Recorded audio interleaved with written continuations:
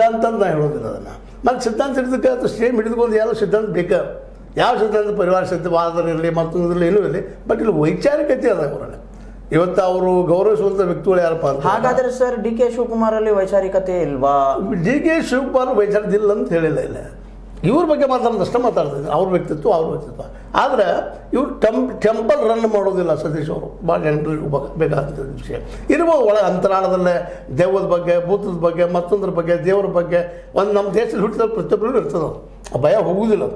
ಆದರೆ ನಮ್ಮ ದೇಶ ಅಲ್ಲ ಸರ್, ಅಲ್ಲ ಯಾವುದೇ ದೇಶ ನೆಗೆಟಿವ್ ಎನರ್ಜಿ ಪಾಸಿಟಿವ್ ಎನರ್ಜಿ ಅಂತ ಮತ್ತೊಂದು ತುಂಬ ಮಾತಿದೆ ಇರಲಿ. ಬಟ್ ಯಾವುದೇ ಕಾಲಕ್ಕೆ ಇನ್ನೊಂದು ಏನಪ್ಪ ಅಂದರೆ ನಮ್ಮ ಡಿ ಕೆ ಶಿ ಅವರಲ್ಲೇ ಮೈ ಮೇಲೆ ಸಮಸ್ಯೆ ಆದಾಗ ಟೆಂಪಲ್ ರನ್ ಮಾಡುವಂಥದ್ದು ನಾವು ಟೀಕೆ ಮಾಡ್ತಾ ಇರ್ತೀವಿ ಅವರಿಗೆ. ಸ್ವಲ್ಪ ಒಳಗೆ ಎಲ್ಲೂ ಹಿಂದುತ್ವವಾದ ಅಲ್ಲ ಸರ್, ಹಿಂದುತ್ವವಾದ ಅಂತಲ್ಲ, ಪರ್ಸನಲ್ ಆಗಿ ಇವಾಗ ನೋಡಿ ನಾನು ಇವರು ಅಂತ ನಾನು ಪರ್ಸನಲ್ ಅಂತಾರೆ. ಪರ್ಸನಲ್ ಅಂತಾಗ ನೀವು ಒಬ್ಬ ಸಾರ್ವಜನಿಕ ವ್ಯಕ್ತಿ ಆದಾಗ ಅಲ್ಲ ಸರ್, ನಾನಲ್ಲಿ ನಾನೊಂದು ಮಾತು ಹೇಳ್ತೀನಿ. ನಾನಲ್ಲಿ DCM ಆಗಿ ಹೋಗ್ತಾ ಇದ್ದೀನ ಇಲ್ಲಪ್ಪ ಅಂತಂತಂದ್ರೆ ಜಸ್ಟ್ ಶಿವಕುಮಾರ್ ಆಗಿ ಹೋಗ್ತಾ ಇದ್ದೀನ, ಆದ್ರೂ ಬೇಕಾದ್ರೆ ತಿಳ್ಕೋಬಹುದು, ವಾದಕ್ಕಾಗಿ ವಾದ ಮಾಡ್ಬೋದು. ಅಲ್ಲ ಸರ್, ಏನು ಬರ್ತದೆ ಗುಡಿ ನೋಡ್ರಿ, ಇದನ್ನೆಲ್ಲ ಫಸ್ಟ್ ಟೀಕಾ ಮಾಡಿದ್ದು ಕೇಳಿಲ್ಲ. ನಮ್ಮ ಪ್ರಥಮ ರಾಷ್ಟ್ರಪತಿ ಯಾರು?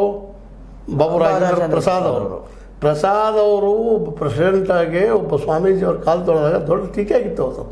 ಅವ್ರು ಇಡೀ ದೇಶದ ಒಬ್ಬ ಫಸ್ಟ್ ಪರ್ಸನ್ ಅವ್ರ ಮನೆ ಒಳಗೆ ಗುಪ್ತವಾಗಿ ಏನೇನು ಮಾಡ್ಕೊಳ್ಳಿ, ನಮಗಿಂತ ಕರೋಲ್ಲ. ಸಾರ್ವಜನಿಕವಾಗಿ ಬಂದಾಗ ನೀವು ಸಾರ್ವಜನಿಕ ವ್ಯಕ್ತಿ, ನೀವು ಟೆಂಪಲ್ ರನ್ ಮಾಡಿದ್ರೆ ನಾವು ಟೀಕೆ ಮಾಡಿರೋರು ಅದನ್ನು ನಂಬದಂಥ ಜನ ಇದ್ದಾರಿಲ್ಲ. ಒಂದ ಜಾತಿ, ಒಂದ ಕುಲ, ಒಂದು ಧರ್ಮ ಜನ ಇಲ್ಲಿಲ್ಲ. ನೀವು ಈ ದೇಶದ ಪ್ರಜೆ ಅಂದಾಗ, ಈ ರಾಜ್ಯದ ಉಪಮುಖ್ಯಮಂತ್ರಿ ಅಂದಾಗ ನೀವು ಆ ರೀತಿ ಇರಬೇಕು ಅನ್ನೋದು ನಮ್ಮ. ನೀವು ದೇವ್ರಿಗೆ ಹೋಗಿ ಯಾರು ತಗೊಳ್ಳಲ್ಲ. ಯಾಕೆ ನಮ್ಮ ಎಚ್ಚರಿಕೆ ಅವ್ರು ದೇವ್ರ ಟೆಂಪಲ್ ರನ್ ಮಾಡಿಲ್ವಾ ಮುಖ್ಯಮಂತ್ರಿ ಆದ ತಕ್ಷಣ? ಟೆಂಪಲ್ ರನ್ ಆ ರೀತಿಯಾಗಿ ಮಾತಾಡಿದ್ರು. ಅಲ್ಲ, ಜನತಾದಳ ಸೆಕ್ಯುಲರ್ ಅಂತ ಇಟ್ಕೊಂಡು ಅವರೇ ಓಡಾಡ್ತಾವ್ರೆ. ಇನ್ನೊಬ್ಬ ಟೀಕೆ ಮಾಡ್ತಾರೆ, ಮಾಡ್ಲಿ. ನಾನೇನು ಹೇಳ್ತಿದ್ದೀನಿ, ಟೆಂಪಲ್ಗೆ ಹೋದ್ರೆ ಏನಾಯ್ತು? ತಪ್ಪೇನಿಲ್ಲ. ನಾ ಏನು ಹೇಳ್ತಾ ಇದ್ದೀನಿ ತಿಳ್ಕೊಬೇಕಿಲ್ಲ. ಇಲ್ಲಿ ಏನಪ್ಪ ಅಂತಂದ್ರೆ ಇದನ್ನ ಯಾವ ರೀತಿ ನೋಡ್ತೀವಪ್ಪ ಅಂತಂದ್ರೆ, ಇಲ್ಲಿಯ ಒಂದು ವಿಚಾರವಾದಿಗಳನ್ರಿ ಮತ್ತೆ ನೋಡಿದ ಜನಸಾಮಾನ್ಯರನ್ರಿ, ಇವರು ಒಂದಿಷ್ಟು ಏನಪ್ಪ ಅಂತ ಹಿಂದುತ್ವವಾದೋ, ಮತ್ಯಾವವಾದೋ, ಇಸ್ಲಾಮಿಸ್ಟ್ವಾದೋ ಇದನ್ನೆಲ್ಲ ವಾಲುವಂಥವ್ರು ಇದ್ದಾರೆ. ಇವರು ಜನರಲ್ ಇದ್ದಾರಪ್ಪ, ಮನುಷ್ಯ ವೈಚಾರಿಕವಾಗಿ ಬೆಳೆಯುವಂಥ ವ್ಯಕ್ತಿ. ಸರ್, ನಿಜಕ್ಕೂ ರಾಜ್ಯದಲ್ಲಿ ಯಾವ ಸಿದ್ಧಾಂತ ಇದೆ? ಈಗ ರಾಜ್ಯದಲ್ಲಿ ಇರಬೇಕಾಗಿ ಸಂವಿಧಾನ ಸಿದ್ಧಾಂತ ಇರಬೇಕಂತ ಆರಂಭದಲ್ಲಿ ಹೇಳಿದ್ದೀನಿ, ಅದು ಬಿಟ್ಟು ಹೋಗ್ಬಿಟ್ಟದ. ಸಂವಿಧಾನವನ್ನು ನಾವು ಪರಿಚಯ ಮಾಡಿದ್ದೀವಿ. ನಾವು ಒಂದೇ ಮಾತಿನಲ್ಲಿ ಉತ್ತರ ಐತೆ ನಿಮಗೆ, ನಿಮ್ಮ ಪ್ರಶ್ನೆ ಉತ್ತರದ ಫುಲ್ಲು ಉತ್ತರ ಐತೆ. 543 MP ಒಬ್ಬ ಭಿಕ್ಷುಕಿದ್ದಾನ, ಬಡವಿದ್ದಾನ ಮತ್ತು ಕೇಳ್ತಾ ಇದ್ದೀನಿ ಪ್ರಶ್ನೆ. ಅದೇ ಕಾಲಕ್ಕೆ 224ರಲ್ಲಿ ಒಬ್ಬ ಲಕ್ಷಾಧೀಶ ಇದ್ದಾನ. MLAಗಳಲ್ಲೇ ಇಲ್ಲ, ಎಲ್ಲರೂ ಕೋಟ್ಯಾಧೀಶರು ಅಂದಾಗ ಇದು ಯಾವ ಸಿದ್ಧಾಂತ? ಹಣ ಸಿದ್ಧಾಂತ.